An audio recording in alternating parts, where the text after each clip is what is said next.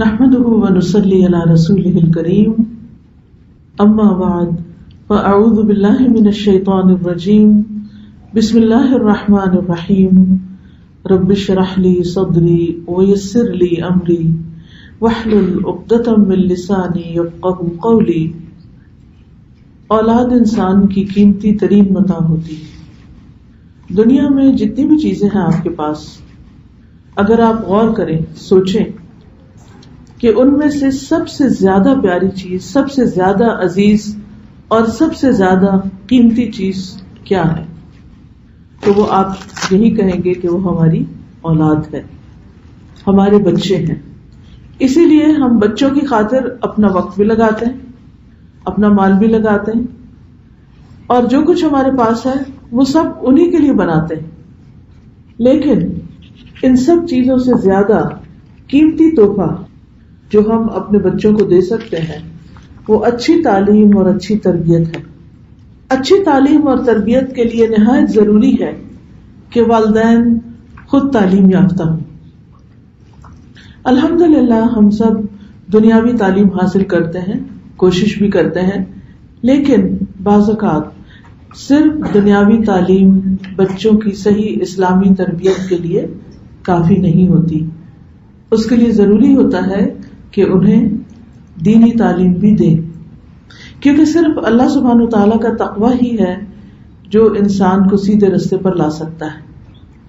انسان کے لیے انسانوں کا ڈر بہت معمولی چیز ہوتا ہے، بہت کمزور چیز ہے، کیونکہ انسان کسی بھی انسان سے اگر ڈرتا بھی ہے تو صرف اس وقت ڈرتا ہے جب وہ سامنے ہوتا ہے، لیکن جب وہ سامنے نہیں ہوتا تو اس کا ڈر بھی نہیں ہوتا۔ اور ویسے بھی اگر دیکھا جائے تو بحیثیت مسلمان ہماری زندگی صرف اس دنیا میں ہی نہیں ہے، بلکہ ہماری ایک برزخ کی زندگی بھی ہے اور ایک آخرت کی زندگی ہے جو ہمیشہ ہمیشہ کی زندگی ہے۔ وَإِنَّ الدَّارَ الْآخِرَةَ هِيَ دَارُ الْقَرَارِ، وہ اصل میں قرار کا گھر ہے، وہ اصل ٹھکانہ ہے۔ وَالْآخِرَةُ خَيْرٌ وَأَبْقَىٰ، آخرت بہتر بھی ہے اور زیادہ باقی رہنے والی بھی۔ ہم سب یہ تمنا رکھتے ہیں کہ ہماری دنیا کے ساتھ ساتھ ہماری آخرت بھی اچھی ہو، اسی لیے ہم یہ دعا مانگتے ہیں، ربنا آتنا فی الدنیا حسنۃ وفی الآخرۃ حسنۃ وقنا عذاب النار، اے ہمارے رب ہمیں دنیا میں بھلائی عطا فرما اور ہمیں آخرت میں بھی بھلائی عطا فرما اور ہمیں آگ کے عذاب سے بچا لے۔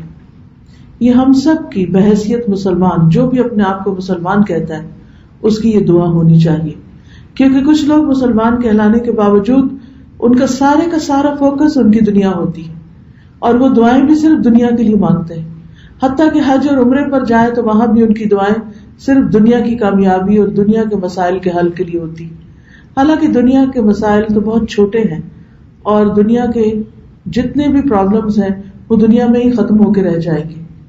ہماری اپنی ذاتی زندگی بہت محدود سی ہے، ہم اگر پیچھے مڑ کے دیکھیں کہ کتنے سال ہم زندہ رہے ہیں تو ہمارا وقت کس تیزی کے ساتھ گزر گیا۔ باقی آئندہ آنے والے 10 سالوں میں ہم کہاں ہوں گے؟ اگر زندہ رہے تو 20 سالوں میں ہماری صحت اور زندگی کی حالت کیا ہوگی؟ ہم اس قابل ہوں گے کہ نہیں کہ اس دنیا کو مزید انجوائے بھی کر سکیں؟ کیونکہ وقت کے ساتھ ساتھ انسان اس دنیا کو انجوائے بھی نہیں کر سکتا، کیونکہ بڑھاپا بہت سی بیماریوں کو لے آتا ہے، اور اگر انسان 100 سال بھی جیے اور 100 سے زیادہ بھی جیے تو میکسیمم دنیا سے کتنا فائدہ اٹھا سکتا ہے، جبکہ انسان کی تمنائیں اور خواہشات تو ختم نہیں ہوتی۔ تو اس کے لیے بہترین جگہ ان تمناؤں کے پورا ہونے کی آخرت ہے، جنت ہے، جہاں ہر نعمت ہوگی، جہاں سے انسان کو کبھی نکلنا نہ ہوگا، جہاں اپنے رب کا دیدار کرے گا انسان۔ لیکن اس گھر کو پانے کی ایک قیمت بھی ہے۔ دنیا کا گھر آپ نے خریدا تو اس کی قیمت ادا کی، اس کے لیے سخت محنت کی، آپ نے، آپ کے ہسبینڈ نے، دونوں نے مل کے جاب کی، اس کو بنایا، سجایا، سنوارا۔ تو یہ کیسے ہو سکتا ہے کہ جنت کا گھر اس کی کوئی قیمت ہی نہ ہو اور وہ انسان کو کچھ کیے بغیر مل جائے؟ اس کے لیے ہم اتنی محنت بھی نہ کریں جتنی ہم اپنی دنیا کے لیے کرتے ہیں۔ ہم سب اپنے آپ سے پوچھ سکتے ہیں، اپنے ضمیر سے پوچھ سکتے ہیں کیا واقعی ہم اپنی آخرت کے لیے اتنی محنت کرتے ہیں جتنی ہم اپنی دنیا کے لیے کرتے ہیں؟ حقیقت یہ ہے کہ ہم میں سے کوئی بھی اس فکر کے ساتھ آخرت کی تیاری نہیں کرتا جس فکر کے ساتھ وہ دنیا میں جیتا اور دنیا میں رہتا ہے. تو بہرحال ہم سب کو اپنی آخرت کی فکر کرنی ہے، اور آخرت میں ہمیں کیا چاہیے؟ نیک اعمال چاہیے، کوشش چاہیے. قرآن مجید میں آتا ہے کہ وَمَنْ أَرَادَ الْآخِرَةَ وَسَعَى لَهَا سَعْيَهَا، جس نے آخرت کا ارادہ کیا اور اس کے لیے کوشش کی جیسی کوشش ہونی چاہیے، فَأُولَٰئِكَ كَانَ سَعْيُهُمْ مَشْكُورًا، تو ایسے لوگوں کی کوشش جو ہے، ایسے لوگوں کی کارکردگی جو ہے وہ قابل قدر ٹھہرے گی، یعنی ان کی کوشش کا بدلہ انہیں دیا جائے گا. اسی طرح ایک اور جگہ پر آتا ہے لَيْسَ لِلْإِنسَانِ إِلَّا مَا سَعَىٰ، کہ انسان کے لیے نہیں کچھ مگر اس کی کوشش. وَأَنَّ سَعْيَهُ سَوْفَ يُرَىٰ، اور بے شک اس کی کوشش ضرور دیکھی جائے گی. تو ہم میں سے ہر ایک کی کوشش دیکھی جا رہی ہے. کوشش میں کچھ چیزیں ہمیں اپنے ساتھ کرنی ہوتی، اپنے نفس کے ساتھ جنگ کرنی ہوتی، اپنی محنت کرنی ہوتی. دنیاوی اعتبار سے تو ہم کرتے ہی ہیں، لیکن دینی اعتبار سے بھی، خواہ وضو کرنے کا معاملہ ہو یا نماز پڑھنے کا یا قرآن پڑھنے کا یا دین کو سمجھنے کا یا خدمت خلق کا، ہر ایک میں محنت لگتی ہے، کوئی بھی کام آسان نہیں ہے.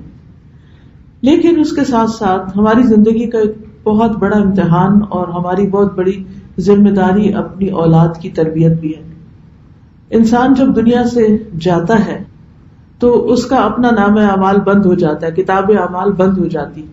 3 چیزیں مرنے کے بعد بھی جاری رہتی، یعنی وہ اس کی نیکیوں میں لکھی جاتی. وہ 3 چیزیں کون سی ہیں؟ وہ 3 چیزیں جن کا ذکر ایک حدیث میں کیا گیا ہے، ان میں سے نمبر 1 ولد صالح یدعو لہ. نمبر 1 چیز نیک اولاد جو والدین کے لیے دعا کرے. نیک اولاد، ولد صالح، صالح کہتے ہیں نیک کو، صالح اولاد. ابھی جو صالح اولاد ہے اس کی دعا والدین کو بہت فائدہ دے گی. اب ہم امیجن کریں کہ آج سے چند سال بعد ہم دنیا میں نہیں ہوں گے، پیچھے انشاءاللہ ہمارے بچے ہوں گے جو بھی ہم نے چھوڑے، جن کو اللہ نے زندگی دی ہمارے مرنے کے بعد. وہ بچے کیا کریں گے اس پر ہمیں سوچنا چاہیے. وہ وہی کریں گے جس کے لیے ہم نے ان کو تیار کیا. اگر ہم نے ان کو دنیا کے لیے تیار کر دیا، کسی قابل بنا دیا، تو وہ اپنی دنیا اچھی بنا لیں گے. لیکن اگر ہم نے ان کو دین نہیں سکھایا، ان کی تربیت نہیں کی اور ان کو اپنی آخرت اور ہماری آخرت کے لیے فائدہ مند نہیں بنایا، یعنی دوسرے لفظوں میں صالح نہیں بنایا، تو پھر ہمیں اگر یاد بھی کریں گے تو صرف چند میموریز کے طور پر، لیکن وہ کون سی دعا کریں گے. اگر آپ اپنے بچوں کو ایٹ لیسٹ نماز سکھا کر نماز کا پابند کر دیتے ہیں تو اس میں بھی آپ دیکھیے کہ ہر نماز کے آخر میں ہم پڑھتے ہیں رب اجعلنی مقیم الصلاۃ ومن ذریتی ربنا وتقبل دعا ربنا اغفر لی ولوالدی وللمؤمنین یوم یقوم الحساب. اے میرے رب مجھے بخش دے، میرے والدین کو بخش دے. تو یہ ہر روز 5 نمازوں میں جو بھی اتحیات میں بیٹھتا ہے انسان، اس میں اپنے والدین کے لیے دعا کرتا ہے، تو یہ دعا والدین کو فائدہ دیتی ہے. اس کے علاوہ فوت ہونے پر جو بخشش کی دعا ہے وہ اگر ہم اپنے بچوں کو سکھا دیں اور انہیں صرف اتنی وصیت کر دیں کہ بچوں جب ہم یاد آئیں تو پھر ہمیں اس دعا کا تحفہ بھیجنا. کوئی بھی نیک عمل کریں، قرآن مجید پڑھیں، نوافل پڑھیں، حج عمرہ کریں، صدقہ خیرات کریں، کچھ بھی کریں، ساتھ والدین کے لیے دعا کریں اور ان کی بخشش کی دعا کریں. یہ ہے ولد صالح یدعو لہ. دوسری چیز صدقۃ جاریہ، صدقہ جاریہ کا کام، جس میں کوئی بھی خلق خدا کی آسانی، سہولت اور ان کے فائدے کا کام انسان کر جائے. خواہ کوئی اسکول بنوا جائے یا کوئی ہاسپٹل بنوا دے یا کوئی دینی مدرسہ یا مسجد بنا دے یا کہیں روڈز وغیرہ نہیں جہاں روڈز بنوا دے، جو بھی جس کی حیثیت ہے، اور چھوٹے سے لے کر بڑے سے بڑا کوئی کام، کہیں کسی اسکول میں کوئی ایک کمرہ بنوا دے، کوئی اور پروجیکٹ اسی طرح کے، ایسے بچوں کو پڑھا دے. مثلا اگر اپنے بچے بڑے ہو گئے اور اللہ نے مال دیا ہوا تو اپنے صدقہ جاریہ کے طور پر کسی غریب کے بچوں کی تعلیم کا بندوبست کرے، ان کی فیس کا انتظام کرے، ان کی کتابوں کا انتظام کرے. تو یہ ساری چیزیں کیا ہے؟ صدقۃ جاریہ میں مال لگانا ہے. ہم جس طرح بجٹ بناتے ہیں نا اپنا، اور اس میں اپنے کھانے پینے کا، اپنے لباس کا، مہمانوں کا، اور جو بھی ہماری ضروریات زندگی، جس طرح ہماری زندگی گزرتی ہے اس کے مطابق ہم ایک اندازہ کرتے ہیں کہ اس سال ہمیں اس کام کے لیے اتنا اور اتنا چاہیے. وہاں اپنی آخرت کے لیے بھی اس بجٹ میں ایک حصہ رکھا کریں کہ اتنے پیسے میں نے چیریٹی میں لگانے. اور چیریٹی کا مطلب یہ نہیں کہ بس کہیں بھی اٹھا کے دے دے، سوچ سمجھ کے انسان یہ دیکھ کے کہ کہاں میں بہتر طور پر اپنے لیے انویسٹ کر سکتا ہوں. یہ آپ کی چاہے منتھلی انویسٹمنٹ ہو، چاہے اینول انویسٹمنٹ ہو، یہ انویسٹمنٹ آپ کو دنیا میں بھی حادثات اور تکلیفوں سے بچائے گی، اور اس کے ساتھ ساتھ آخرت میں بھی فائدہ دے گی کہ مرنے کے بعد جب تک دنیا قائم ہے اور وہ چیز قائم ہے آپ کی، آپ کو ثواب پہنچتا رہے گا. تیسری چیز، علم ينتفع به، وہ علم جس سے فائدہ اٹھایا جائے، چاہے وہ دین کا ہو یا دنیا کا ہو.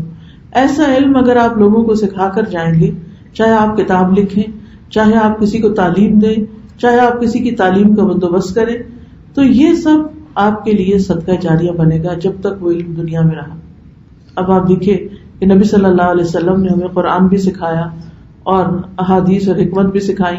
آج مسلمانوں میں سے جو جہاں بھی دنیا کے کسی بھی حصے میں کوئی بھی نیک عمل کرتا ہے، اس کتاب اور سنت کے مطابق اس کا ثواب نبی صلی اللہ علیہ وسلم کو خود پہنچ جاتا ہے.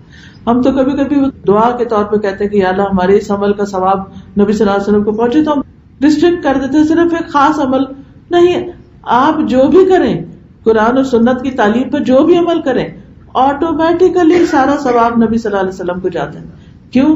اس لیے کہ ان کے سکھانے سے ہم نے دین سیکھا، وہاں سے یہ دین ہم تک پہنچا. اور اس کے بعد بیچ میں جتنے بھی واسطے ہیں، جتنے بھی علماء گزرے ہیں اور جتنے علماء کو سپورٹ کرنے والے لوگ گزرے ہیں، ان سب کے نام تاریخ میں شاید کہیں نہیں بھی لکھے ہوئے، لیکن ان سب کا حصہ اس مارکیٹ میں وہ جو شیئر ہے وہ ان سب کو اس کے مطابق ملتا ہے جتنی کسی کی کوشش، محنت اور جتنا کسی نے کوئی وقت لگایا. اب یہ ہم میں سے ہر ایک کے اوپر ہے کہ ہم اس دنیا میں رہتے ہوئے کیا کرتے ہیں. تو 2-3 کرنے کے کام ہیں. نمبر 1 تو یہ ہے کہ جیسے پہلی چیز اولاد کی صحیح تربیت، اور اس کے لیے مستقل کوشش، اور اس کوشش میں دعا بھی اور دوا بھی. دعائیں تو ہم سب کرتے ہیں لیکن دوا کرنا بھی ضروری ہے. دوا میں ہم عام طور پر اپنے بچوں کو دوسروں کے پاس بھیج دیتے ہیں کہ کوئی ان کو دین سکھا دے، لیکن یاد رکھیے کہ بچے جو آپ سے سیکھتے ہیں وہی اصل میں انہوں نے سیکھنا ہوتا ہے. باقی تو فارمیلٹیز ہیں، کچھ چیزیں وہ رٹ لیں گے. کچھ لوگ صرف حفظ کرا کے یہ سمجھتے ہیں کہ ہم نے اپنا فرض پورا کر دیا، چاہے وہ بچہ بعد میں اس کو پڑھے یا نہ پڑھے. کچھ لوگ صرف دعائیں وغیرہ یاد کرا دیتے ہیں یا نماز پڑھنا سکھا دیتے ہیں یا اور تھوڑی بہت دین کی بنیادی تعلیم دے دیتے ہیں. تو یاد رکھیے کہ جو آپ سکھائیں گے، خود سکھائیں گے، جو اپنی روزمرہ زندگی میں آپ ان کو دیں گے، وہ اصل میں ان کے فائدے کا ہے. وہ انہوں نے سیکھنا ہے. آپ کو رول ماڈل بناتے ہوئے جو کچھ وہ سیکھیں گے، یعنی رول ماڈلنگ سے جو سیکھیں گے وہ خالی نصیحتوں اور زبانی باتوں سے نہیں سیکھیں گے. تو اس سلسلے میں اہم ترین اصول یہ یاد رکھیے کہ بچہ وہی کرے گا جو آپ اس کے سامنے کریں گے. بچپن میں آپ دیکھیں جو بالکل چھوٹے چھوٹے چننے منے ہوتے ہیں، تو ماں اگر نماز پڑھتی ہے تو وہ بچے ہمیشہ جائے نماز پہ آ کے ضرور سجدے میں پڑ جاتے ہیں، کیونکہ انہوں نے ماں کو دن میں کئی بار یہ کرتے ہوئے دیکھا. انہیں کہنے نہیں پڑتا کہ آؤ ادھر نماز پڑھو.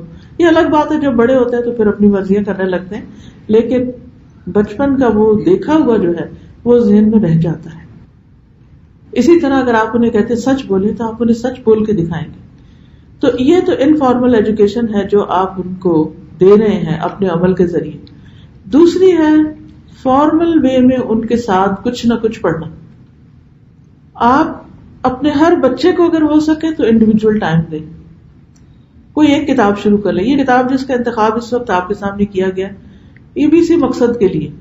اپنے بیٹے کے ساتھ یہ کیا تھا کہ کچھ کتابیں اس کے ساتھ میں نے ہر روز تھوڑی تھوڑی پڑھی، اور میں ابھی پڑھ ہی رہی تھی انفیکٹ تو مجھے ایک کسی نے کتاب لا کر دی 365 ڈیز بائبل، اور وہ بچوں کی کتاب تھی جو 8 سے 10 سال کے شاید بچوں کے لیے لکھی گئی تھی. 365 پیجز تھے اس کتاب کے، اور ہر پیج پر بائبل کی ایک کوٹیشن تھی، اور اس کے ساتھ خوبصورت قسم کی تصویریں بھی بنی ہوئی تھی، اور نیچے کرنے کے کام بتائے ہوئے تھے، اور انسٹرکشن بھی تھی کہ اپنے بچے کو آپ یہ کس طرح پڑھائیں. اب جو ماں سال کے 365 ڈیز بچے کے ساتھ روزانہ 10 منٹ بھی بیٹھ کے ایک پیج کو سامنے رکھ کے بائبل کی کوٹیشن پڑھتی ہے اور اس کے بعد اس کو تھوڑی سی نصیحتیں اس کے مطابق کرتی ہے، تو آپ دیکھیں کہ سال کے آخر میں کتنا کچھ جمع ہو جائے گا. تو اس سے مجھے اور زیادہ انکریجمنٹ ملی کہ جو طریقہ میں نے اختیار کیا تھا یہ بہت ہی مفید کارآمد طریقہ ہے، کیوں نہ میں اپنے بچے کو ہر روز قرآن کا کچھ حصہ سکھاؤں. بہرحال میں نے اس کے ساتھ کچھ کتابیں، قال رسول اللہ، حسن اخلاق، اسی طرح کچھ اور کتابیں میں نے ہر روز شام کے وقت بیٹھ کے اس کے ساتھ تھوڑی تھوڑی پڑھی. اس کو پڑھ کے اسی کو کہتی تھی، مثلا یہ کتاب ہے تو یہ بھی میں نے اسی طرح اس کو پڑھائی کہ اچھا چلو اس کی عربی پڑھو، کیونکہ قرآن جب بچے پڑھ لیتے ہیں ناظرہ تو عربی پڑھنے کو مشکل نہیں ہے، غلط بھی پڑھیں گے تو کیا ہوا، پڑھے تو صحیح. اچھا اردو پڑھو، تھوڑی بہت اردو 4-5 جماعتوں تک اس نے پڑھی تھی تو اتنی پڑھ لیتا. پھر وہ کہتی تھی اس کی انگلش پڑھو. تو اب آپ دیکھیں ایک ہی کتاب کے اندر عربی بھی ہے، اردو بھی ہے اور انگلش بھی. ٹھیک ہے، اگر آپ کے بچے عربی نہیں پڑھ سکتے تو کم از کم اردو اور انگلش، یا اردو بھی نہیں پڑھ سکتے تو نہ پڑھیں، آپ پڑھ سکتے ہیں اور ساتھ انگلش ہے. اور اس میں بہت اچھی نصیحتیں ہیں جو ہر ماں کو اپنے بچوں کو کرنی چاہیے، اور پھر بیٹھ کے ان کے ساتھ آپ ڈسکس کر سکتے ہیں. اسی طرح کوئی بھی اچھی کتاب ان کے ساتھ لے کے روزانہ شام کو بیٹھے، انہیں 5 منٹ 10 منٹ، اس کو کوالٹی ٹائم کہتے ہیں. میرا ٹائم رات کے علاوہ صبح ناشتے کی ٹیبل ہوتا تھا، کتاب ناشتے کی ٹیبل پہ ساتھ ہی رکھی ہوئی ہے. بچہ اسکول جا ہی نہیں سکتا جب تک وہ اس میں سے کچھ پڑھ نہ لے، اور میں اسی سے پڑھوا کے پوچھتی تھی اچھا اس سے کیا بات تم نے سیکھی، مجھے بتاؤ کیا سمجھ میں آیا. اور بعض اوقات بچے ماشاءاللہ ہم سے آگے بہتر سوچنے اور سمجھنے والے ہوتے ہیں. تو الحمدللہ اس طرح تھوڑی تھوڑی تھوڑی تھوڑی کوشش کے ساتھ اچھا ماں اور بچے کا ایک ریپو بھی بن جاتا ہے، ایک انڈرسٹینڈنگ ڈیولپ ہوتی، ورنہ تو گیپ بڑھتا ہی چلا جاتا ہے. ہم ویسے ان کے ساتھ کوئی بات چیت نہیں کرتے، یا تو انہیں ہوم ورک یا اسکول پہ ڈانٹ ڈپٹ کرتے ہیں یا پھر نماز پہ کر دیتے ہیں اور سمجھتے ہیں ہم نے اپنی ذمہ داری پوری کر دی. تو یہ کافی نہیں ہے، ان کے ساتھ کوالٹی ٹائم گزارنا ضروری ہے، چاہے رات کو سونے سے پہلے 10-15 منٹ، چاہے صبح ناشتے کی ٹیبل پہ 10 منٹ، کچن میں ہی رکھی ہو کتاب، اور جب آپ کھانے کے لیے ان کے بریڈ ٹوسٹ لا کے رکھیں، ساتھ ہی کتاب اٹھا لیں، تھوڑی سی پڑھ کے انہیں چھوٹی سی اچھی بات سنا کے ایک اچھی سی نصیحت کر کے گھر سے روانہ کریں.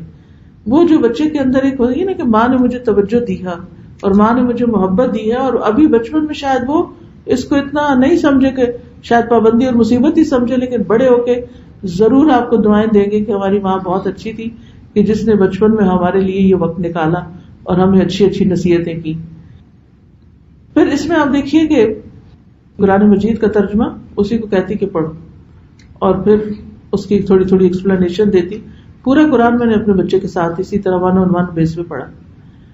ہم سب یہ چھوٹا سا ٹائم نکال سکتے ہیں اور یہ مشکل نہیں ہے، لیکن جب صحیح تعلیم ان تک جائے گی تو وہ ہمارے ڈر سے نہیں، اللہ کے ڈر سے ہی اچھے کام کریں گے. یہ نہیں کہ 2 کتابیں پڑھا کے 4 کتابیں پڑھا کے ہمارا فرض پورا ہو گیا اور ختم نہیں. وہ مانیٹرنگ اور وہ ساری تربیت اپنی جگہ ساتھ ساتھ ہے.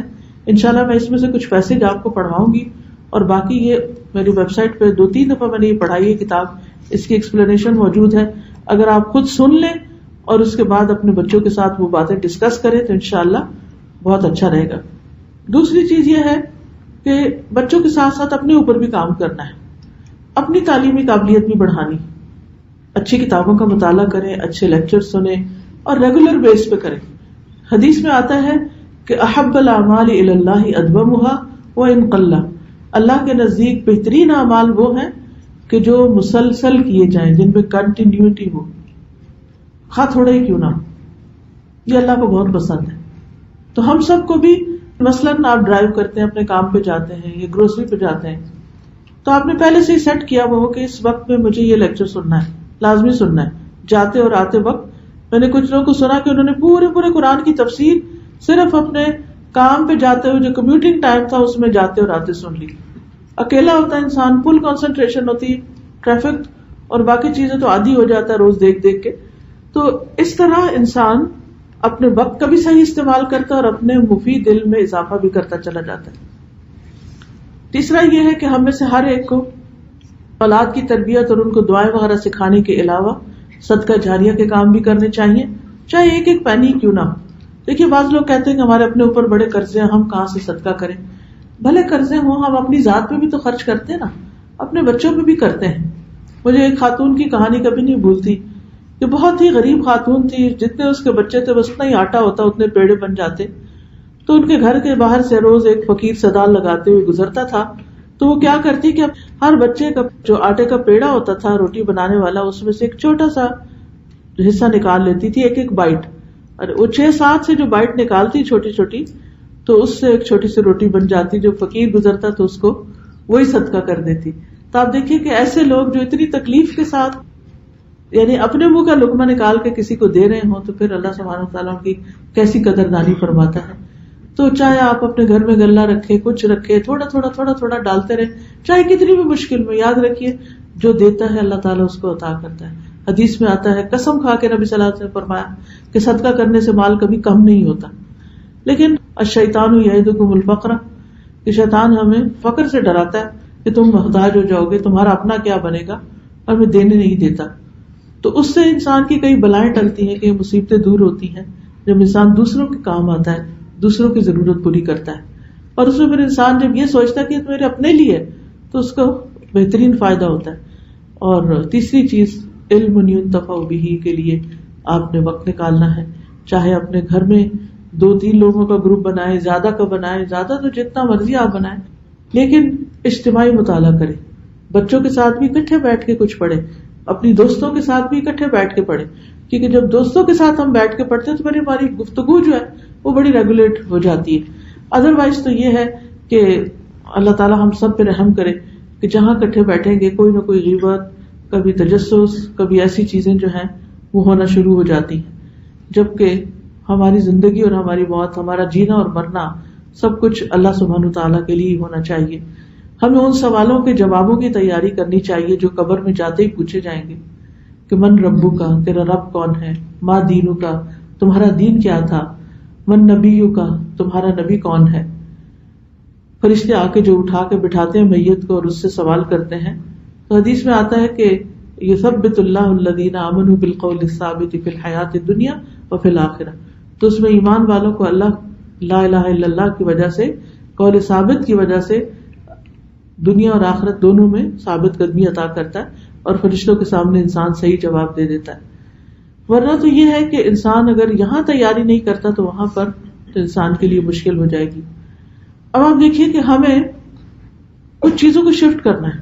ہمیں اپنی زندگیوں سے بدگمانی, تجسس, غیبت, چغلی, تانے, ان چیزوں کو نکال کر, ہٹا کر ان کی جگہ علم حاصل کرنا, سیکھنا, سکھانا, اچھی گفتگو, علمی بات, ان چیزوں کو رواج دینا ہے, تاکہ ہمارے بچے بھی ہمیں دیکھیں کہ ہاں واقعی ماں کو کچھ آتا ہے, ماں کچھ کرنے والی ہے. آپ دیکھیں آج یہاں جو آپ بیٹھے ہیں ایسے نہیں بیٹھے, آپ کے پاس میں ضرور کسی نے آپ کو انسپائر کیا ہے کہ خیر کی بات سنو, خیر کی بات کرو.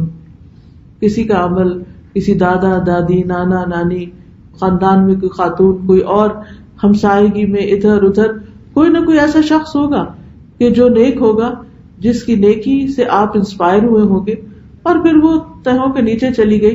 جو ہی آپ کو موقع ملا مزید کوئی دین کا علم سیکھنے کا, تو آپ فوراً اپنے اس سے باہر آ گئے اور سیکھنے کے لیے آپ پہنچے.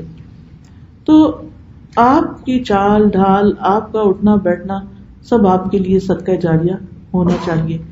لیکن افسوس یہ کہ شیطان ہمارے اوپر حاوی ہو جاتا ہے اور ہم کہیں نہ کہیں بچتے نہیں, کہیں نہ کہیں غیبت کا شکار ہو کر ہی رہتے ہیں. اور غیبت ہے کیا؟ کسی کی غیر موجودگی میں اس کی وہ برائی ذکر کرنا کہ جو اس میں ہو. ہم کہتے ہیں ہم تو سچی بات کر رہے ہیں, یہ تو ایسا ہی ہے. جی ہاں, اسی کو تو غیبت کہتے ہیں. اور پھر حدیث میں آتا ہے, آپ نے پوچھا صحابہ سے کہ کیا تم جانتے ہو کہ غیبت کیا ہے؟ تو صحابہ نے عرض کیا کہ اللہ اور اس کا رسول ہی بہتر جانتے ہیں. آپ نے فرمایا تم اپنے بھائی کے اس عیب کا ذکر کرو جس کے ذکر کرنے کو وہ ناپسند کرتا ہے. یعنی جو بات اس کو پسند نہیں وہ اس کے سامنے بھی نہ کرو اور اس کے پیچھے بھی نہ کرو, روک لو اپنے آپ کو. تو کسی نے پوچھا اگر وہ عیب میرے بھائی میں ہو, تو آپ نے فرمایا تبھی تو یہ غیبت ہے, اگر نہیں پھر تو بہتان ہے, الزام تراشی ہے, جو اس سے بھی بڑی مصیبت ہے. صحابہ کہتے ہیں کہ نبی صلی اللہ علیہ وسلم کے پاس ایک شخص کا ذکر کیا گیا اور لوگوں نے کہا کہ وہ فلاں اس کو تو جب تک کھلایا نہ جائے وہ کھاتا نہیں، جب تک اس کو سوار نہ کیا جائے وہ سوار نہیں ہوتا. آپ نے فرمایا لوگوں تم نے اس کی غیبت کی. صحابہ نے کہا کہ یا رسول اللہ ہم نے تو وہی بات کی ہے صلی اللہ علیہ وسلم جو اس کے اندر ہے. آپ نے فرمایا غیبت کے لیے تمہیں یہی کافی ہے کہ تم اپنے بھائی کے اس عیب کا ذکر کرو جو اس میں ہے. تو اب آپ دیکھیے ان باتوں کو تو ہم نے کبھی غیبت ہی نہیں سمجھا کہ کسی کے بارے میں بیٹھ کے تبصرہ شروع کر دینا، اور خاص طور پر اپنے بچوں کے بارے میں ایسے تبصرے تو ہم نے حلال کر رکھے. اپنے بچے، اپنے بہویں، اپنے داماد، دیورانی جٹھانی رشتے دار، ان کے بارے میں تو ایسی تنقیدی نگاہ ہوتی ہے بعض اوقات کے ایک چھوٹی سے چھوٹی اور بڑی سے بڑی بات جو ہے گن گن کے چن چن کے رکھتے ہیں، حالانکہ حاصل کچھ نہیں. یہ ایسے ہی ہے کہ اپنی نیکیاں ان کو دینے والی بات ہے. اور ہمیں کسی کی ذات سے کیا غرض؟ اگر ہاں واقعی بڑی غرض ہے تو پھر کوئی اچھی بات اس کو سکھائیں. اگر وہ غلط کر رہا ہے تو اس کو روکیں. امر بالمعروف اور نہی عن المنکر جس کو کہتے ہیں، نیکی کا حکم دینا اور برائی سے روکنا. پھر اسی طرح نقل کرنے کے بارے میں حدیث میں آتا ہے کہ آپ کے پاس ایک عورت کی نقل اتاری گئی تو آپ صلی اللہ علیہ وسلم نے فرمایا کہ تم نے اس کی غیبت کی، یعنی کسی کی شکل یا لباس یا بول چال یا اور اسی طرح کسی بھی طرح نقل اتارنا. پھر بعض اوقات زبان سے، لکھ کے، اشاروں سے، چیٹنگ میں، کسی بھی طرح انسان دوسرے کے عیبوں کی طرف توجہ جب دلاتا ہے یہ بھی ایک طرح سے غیبت ہو جاتی. مثلا کسی کے جسم کے بارے میں ہم کیا کہتے ہیں، فلاں بڑا موٹا ہے، وہ فلاں وہ لنگڑا جو ہے، فلاں ایسا فلاں ایسا. تو کسی کے جسم کے بارے میں بھی ہمیں اس کے عیب مینشن نہیں کرنے چاہیے. اسی طرح وہ فلاں تو بڑا چور ہے، فلاں جھوٹا ہے. سیاستدانوں کے بارے میں بیٹھے بیٹھے پتہ نہیں کیا سے کیا باتیں شروع کر دیتے ہیں، حالانکہ ہمیں حقیقت کا علم نہیں ہوتا، ہم نے بھی خبروں سے سن رکھا ہوتا ہے. اب دیکھیے کہ اگر ہماری عدالتیں تک یہ کہہ دیں ہم اصل حقیقت نہیں جانتے، جو ہمارے سامنے آئے ہم اس کے مطابق کر رہے ہیں. اصل حقیقت تو کسی بھی چیز کی اللہ جانتا ہے. تو اس لیے بہت ضروری ہے کہ ہم بلا وجہ لوگوں کے بارے میں ججمنٹل نہ ہوں. اگر کسی کے سر پہ دوپٹہ نہیں ہم فوراً ججمنٹل ہو جاتے ہیں، اگر کسی نے کوئی مخصوص طرح کا لباس پہن لیا تو فوراً ہم ججمنٹ شروع کر دیتے ہیں. تو اس قسم کی گفتگو سے پرہیز کرنا چاہیے. اگر آپ واقعی سمجھتے ہیں کہ کوئی ڈریس اپ صحیح نہیں ہے تو اس کو جا کے پیار سے سمجھا دیں کہ آپ دیکھیں کہ اس کپڑے میں نماز نہیں ہوتی ہے، آپ اس سے بہتر پہن لیں. یا یہ کہ اگر آپ نہیں کہہ سکتے تو کوئی اور کہہ دے گا جس کو توفیق ہوگی. پھر اسی طرح یہ کہ لوگوں کے بارے میں یہ فلاں تو سوتا ہی رہتا ہے، فلاں تو ایسا ہے ویسا ہے، بے وقوف ہے، ناسمجھ ہے، امیچور ہے. دیکھیے آپ یا تو کسی ڈاکٹر کے سامنے بیٹھے ہوں تو آپ کسی کی بیماری بتا کے، یا کسی سائیکالوجسٹ کے پاس بیٹھ کے آپ اس کی بیماریاں بتائیں، آپ اس کا علاج کروانے گئے ہیں. ادروائز ارریلیونٹ لوگوں کے سامنے اس طرح کی گفتگو جو ہے وہ اپنے آپ ہی کو نقصان دینے والی بات ہے. پھر کسی کے اخلاق کے بارے میں تبصرے کرنا، فلاں تو بڑا شیخی کھو رہا ہے، متکبر ہے. پھر کپڑوں کے بارے میں اس کی آستینیں کھلی ہیں، اس کے کپڑے لمبے ہیں، اس کی شرٹ چھوٹی ہے. اس طرح کی باتیں، اس طرح کے تذکرے کرنا جو ہے یہ سب چیزیں غیبت میں شمار ہو جاتی ہیں اور ان چیزوں سے بچنے کی ضرورت ہے. پھر اسی طرح یہ ہے کہ غیبت کے علاوہ ایک اور بری بیماری ہے تجسس، کہ لوگوں کے گھریلو خاندانی حالات کے بارے میں، یہاں بیٹھ کے پاکستان میں کیا ہو رہا ہے اور وہاں کی خبریں یہاں کی وہاں. ان چیزوں میں وقت بھی بڑا ضائع ہوتا ہے اور حاصل بھی کچھ نہیں ہوتا، اور آپس کے تعلقات بھی خراب ہوتے ہیں. رسول اللہ صلی اللہ علیہ وسلم نے حج کے موقع پہ فرمایا، لوگوں تم جانتے ہو کہ یہ کون سا شہر ہے، تم جانتے ہو کہ یہ کون سا مہینہ ہے، تم جانتے ہو یہ کون سا دن ہے. تو لوگوں نے کہا اللہ اور اس کا رسول ہی بہتر جانتے ہیں. تو آپ نے فرمایا یہ حرمت والا شہر ہے، یہ حرمت والا مہینہ ہے، یہ حرمت والا دن ہے. لیکن یاد رکھو اللہ نے تمہارے خون، تمہارے مال اور تمہاری عزتیں آپس میں اس طرح حرام کیے ہیں جیسے تمہارے اس دن، تمہارے اس مہینے اور تمہارے اس شہر کی حرمت ہے. پھر اسی طرح مومن کی حرمت کعبے کی حرمت سے 3 گنا زیادہ بتائی گئی حدیث میں. اس سلسلہ صحیحہ کی حدیث ہے. عبداللہ بن عباس کہتے ہیں کہ رسول اللہ صلی اللہ علیہ وسلم نے کعبہ کی طرف دیکھا تو فرمایا، اے گھر تجھے مرحبا، ویلکم، تو کتنا عظیم ہے، تیری حرمت کتنی عظیم ہے. لیکن ایک مومن کی حرمت اللہ کے ہاں تیری حرمت سے زیادہ عظیم تر. اللہ نے تیری ایک چیز حرام کی اور مومن کی 3 چیزیں حرام کی، اس کا خون، اس کا مال، اور یہ کہ اس کے بارے میں برا گمان کیا جائے، بدگمانی، یعنی بلا وجہ دل میں کوئی گرج رکھ لینا، اس کے بارے میں بری سوچ ہی سوچنا. تو یہ تمام چیزیں جو ہیں یہ انسان کو زیبا نہیں دیتی. پھر اسی طرح کسی کی عزت سے کھیلنا، کسی کو حقیر سمجھنا، اس کو رسوا کرنا. غیبت کے سلسلے میں ایک بات یہ بھی یاد رہے کہ غیبت کرنا تو حرام ہے، غیبت سننا بھی حرام ہے. یعنی کسی کو انکریج نہیں کرنا چاہیے، اگر کوئی آ کے کرے تو اس کا دھیان پھیرنا چاہیے، مڑنا چاہیے.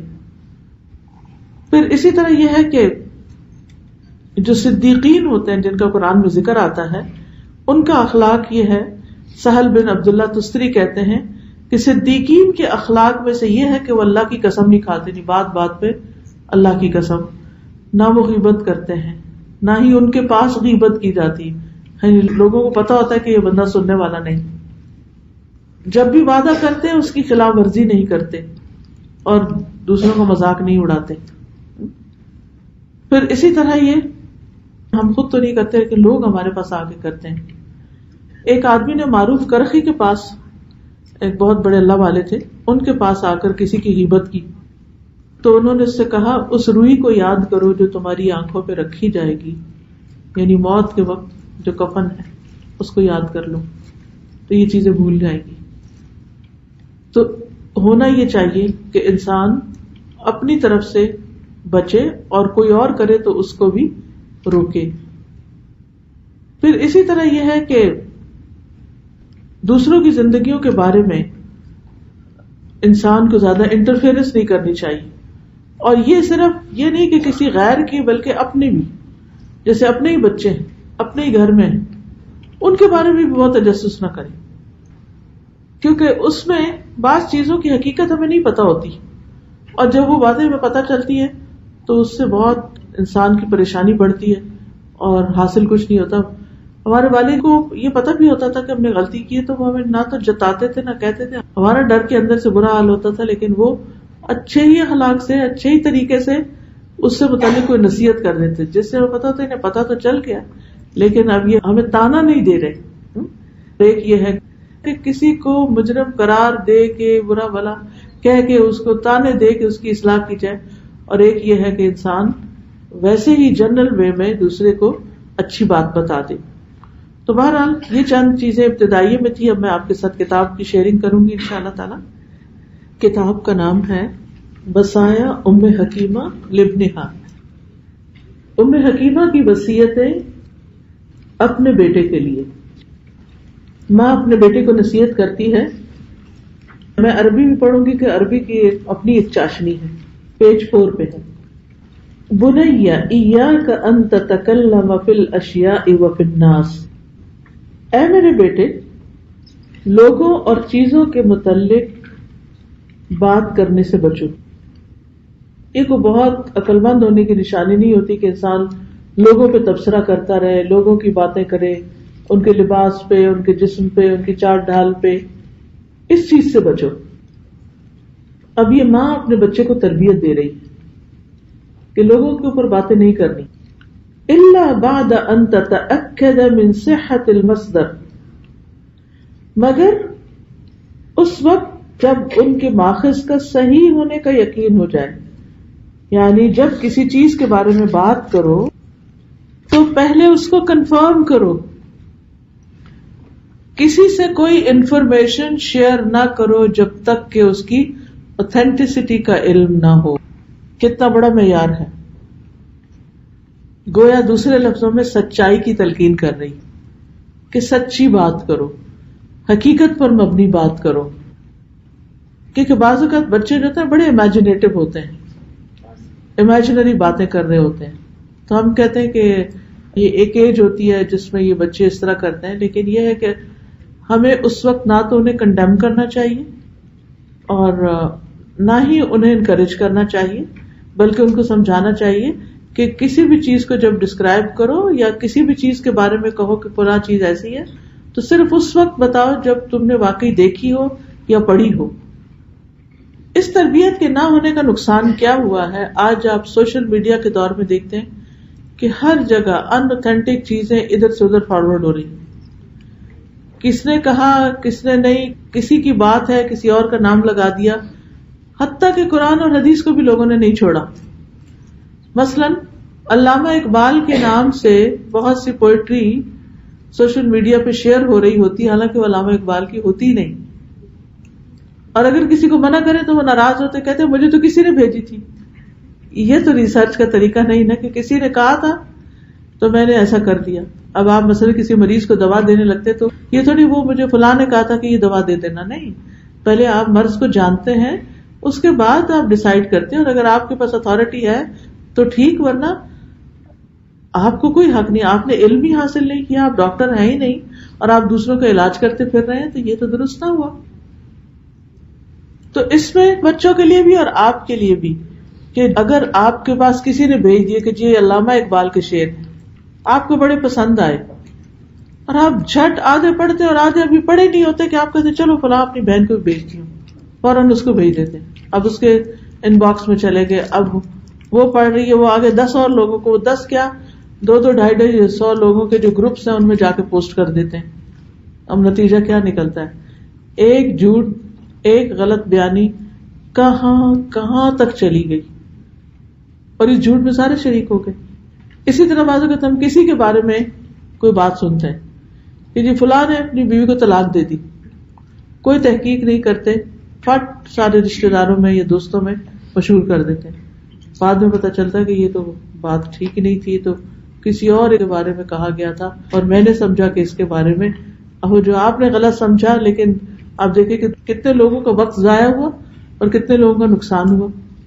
اسی طرح بعض اوقات احادیث کے اوپر بخاری لکھ کر بھیج دیتے ہیں دوسروں کو، کیونکہ بخاری ایک اتھینٹک نیم ہے تو لوگ کہیں گے اچھا بخاری میں چلو یہ اس پہ عمل کر لیتے ہیں.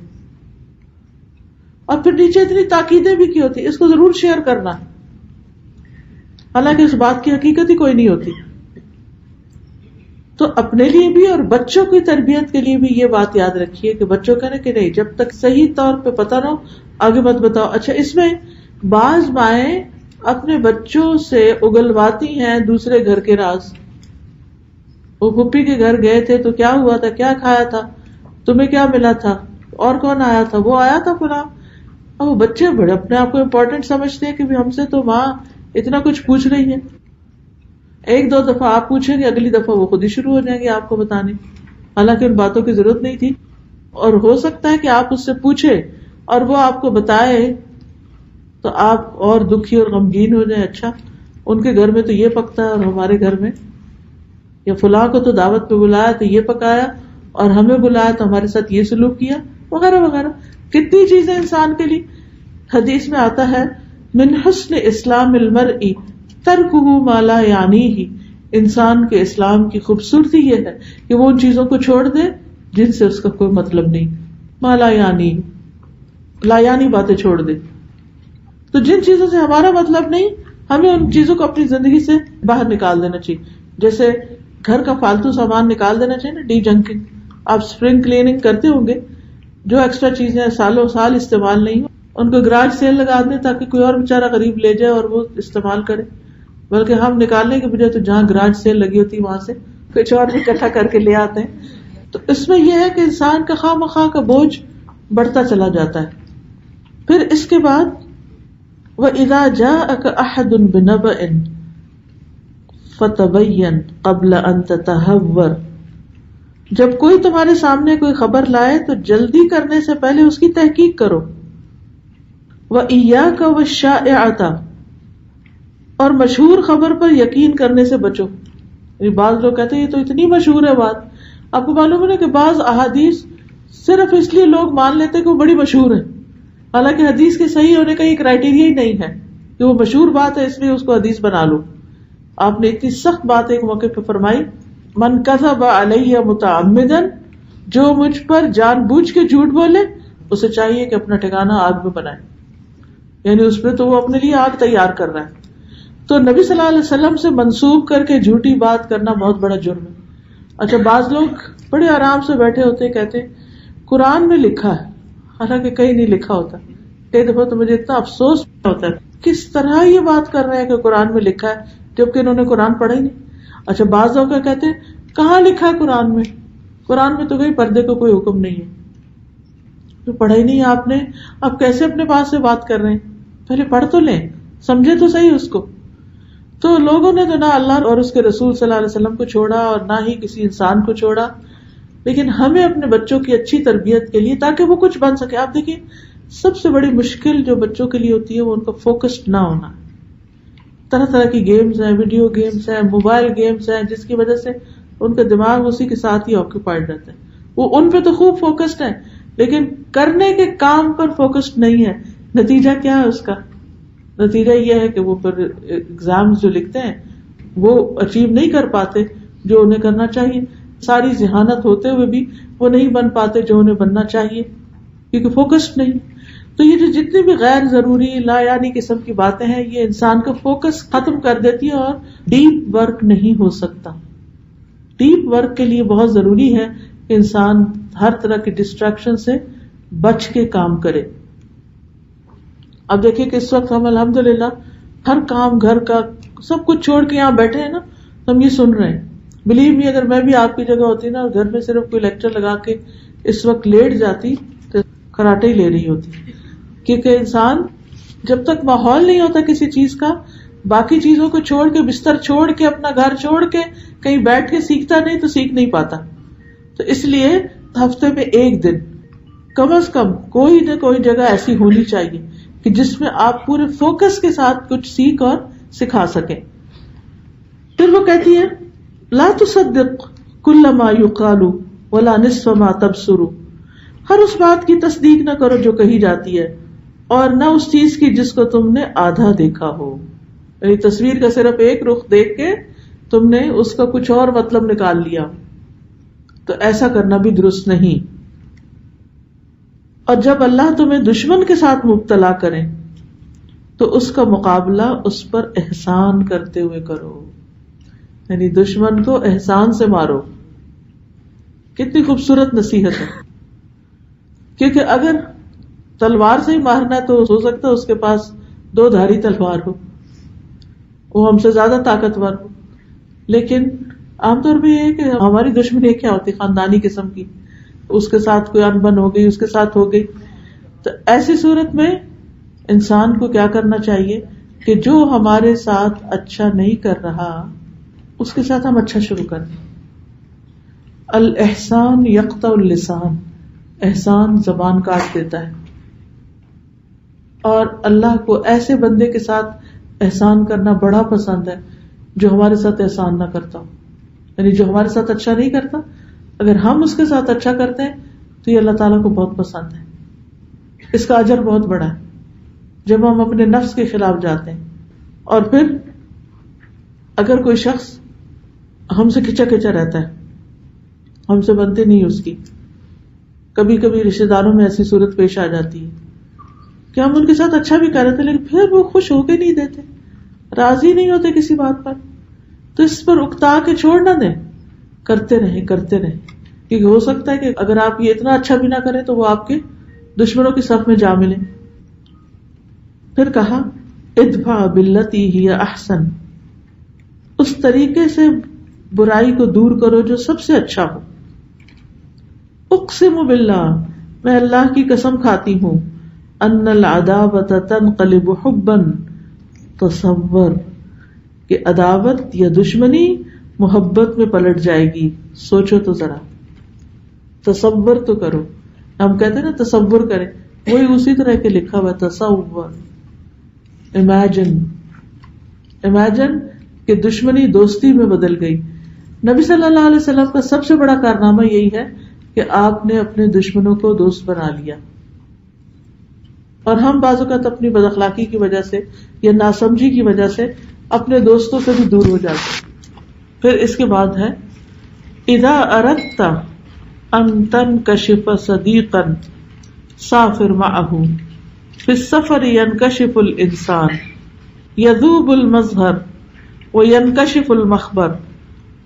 ولماذا سمي السفر سفرا الا لانه عن الاخلاق والطبائع يسفر. جب تم چاہو کہ کسی دوست کی حقیقت تم پہ کھل جائے تو اس کے ساتھ سفر کرو، کیونکہ سفر میں انسان کی حقیقت کا پتہ چل جاتا ہے. یعنی وہ بہت ساری کمی کوتاہی جو گھر میں آپ کسی کی نہیں دیکھ سکتے تو سفر میں دن رات میں نظر آ جاتی ہیں. سفر میں ہی اس کے اندر کا پتہ چلتا ہے. آخر سفر کو سفر کیوں کہا جاتا ہے؟ صرف اس لیے کہ یہ انسان کے اخلاق اور طبیعتوں کو ظاہر کر دیتا ہے. سفر کا مطلب ہوتا ہے عربی میں جیسے نا قرآن مجید میں آتا ہے وَالصُّبْحِ إِذَا أَسْفَرَ، صبح جب روشن ہو جائے. تو اسفر کا لفظ بھی سفر سے ہے. سفر کا مطلب ہوتا ہے روشن ہو جانا. یعنی سفر میں انسان کو کئی نئی چیزیں پتہ چلتی ہیں، انسانوں کو ایکسپلور کرتا ہے، جگہوں کو کرتا ہے، نئی اپرچونٹیز اس کو ملتی ہیں. تو اب یہ بچے کو سمجھا رہی کہ دوست کو پرکھنا ہے جس پر اعتماد کرنا. مثلا کسی کے ساتھ مل کے بزنس پارٹنرشپ کرنی ہے. اب انسان اس سے پوچھتا ہے اس سے پوچھتا ہے میں اس کے ساتھ کروں یا نہ کروں. تو بہتر یہ ہے کہ دونوں کسی ٹرپ کا ارینج کر لیں اور سفر کر کے دیکھیں، ایک دوسرے کو جج کریں کہ ہم اکٹھے ساتھ چل سکتے ہیں. نہیں اگر اس چھوٹے سے سفر میں ساتھ نہ چل سکے تو پھر وہ تو ایک طویل سفر ہوگا، کیونکہ شراکت کرنا آسان ہے، نبھانا بڑا مشکل ہے. اب دیکھیں کہ جب آپ سفر کرتے ہیں نا تو یہیں سے پتہ چل جاتا ہے کہ جیسے آپ گاڑی پہ بیٹھ رہے ہیں تو جو آپ کے ساتھی ہیں وہ آپ کا کتنا خیال کرتے ہیں، اپنا کتنا کرتے ہیں. اسی طرح چھوٹی چھوٹی چیزیں، کھانے پینے کے معاملات ہوں یا اور ہوں، بہت سی چیزوں کا عادتوں کا انسان کو ایک دوسرے کی پتہ چلتا ہے. پھر اگلی نصیحت ہے وَإِذَا هَاجَمَكَ النَّاسُ وَأَنْتَ عَلَى حَقٍّ أَوْ قَذَعُوكَ بِالنَّقْدِ فَافْرَحْ إِنَّهُمْ يَقُولُونَ لَكَ أَنْتَ نَاجِحٌ وَمُؤَثِّرٌ فَالْكَلْبُ الْمَيِّتُ لَا يُرْكَلُ وَلَا يُرْمَى إِلَّا الشَّجَرُ الْمُثْمِرُ. اور جب تم حق پر ہو، تم ٹھیک ہو بالکل، اور لوگ تم سے لڑائی جھگڑا کریں یا تم پہ تنقید کرنا شروع کر دیں تو تم خوش ہو جاؤ. اب ایسے میں کون خوش ہوتا ہے کہ جب لوگ کرٹیسائز کر رہے ہو آپ کو اور آپ خوش ہو؟ ہاں، یہ لوگ حقیقت میں تمہیں کہتے ہیں کہ تم کامیاب انسان ہو. جو کامیاب ہوتا ہے اسی سے لوگ جیلس ہوتے ہیں اور پھر اس قسم کی باتیں کرتے ہیں اور لوگوں پر اثر انداز ہونے والے ہو. کیونکہ مردہ کتے کو تو نہیں دھتکارا جاتا، یعنی کتا مرا پڑا ہو تو کوئی پاس جا کے اس کو ٹھوکر بھی نہیں مارتا، اور پتھر صرف پھلدار درخت کو ہی مارے جاتے ہیں. تو اپنے بچوں کو بریو بنائیں، ان کے اندر حوصلہ پیدا کریں. ورنہ کیا ہوتا ہے کہ ذرا سا کوئی ہنس دے، کوئی بات کر دے، بچے ایک دم ڈاؤن ہو جاتے ہیں، ہمت چھوڑ دیتے ہیں، دنیا کے چیلنجز کا مقابلہ نہیں کر سکتے. دیکھیے کہ ماں باپ کی تربیت یہ ہونی چاہیے کہ بچے اس طرح ہوں کہ لوگوں سے ڈرے گھبرائے نہیں. ان کے اندر اتنا کانفیڈینس ہو کہ جو وہ کر رہے ہیں وہ صحیح کر رہے ہیں، وہ لوگوں کی نگاہوں سے نہ چھپے. بلکہ ان کے اندر کانفیڈینس کیسے آئے گا جب بچے صرف تعریف سننے کے عادی نہ ہو.